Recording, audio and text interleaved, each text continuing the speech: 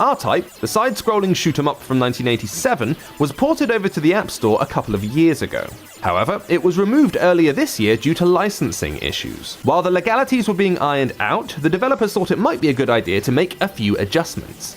Now that it's returned to the App Store, it's time to see what's changed.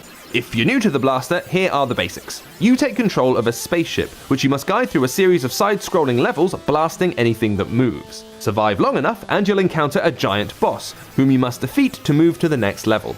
Now, the original game and all its subsequent sequels were known for their difficulty, and this port has not changed anything in that regard. If anything, it's become even tougher. There are two control schemes available. You can steer your craft by either touching and dragging with your finger, or use an on-screen D-pad. Shooting is automatic, although you do need to hold a button to charge your beam cannon. Both control schemes have their problems. The D-pad limits your maneuverability, while the drag system causes you to obscure a portion of the screen. And in a game where every enemy and projectile can destroy you instantly, you can't really afford a blind spot.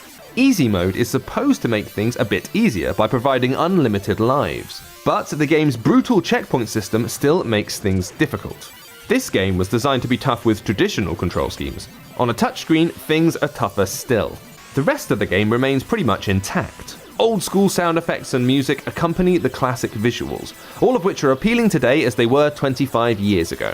Unfortunately, the new control schemes leave you trying to blast through a layer of frustration just to get at the nostalgia-flavored goodness beneath. It's largely a faithful port, but one that reminds us that some arcade experiences need to be completely rethought on their way to the App Store. This has been James with AppSpy.com. We review, you decide.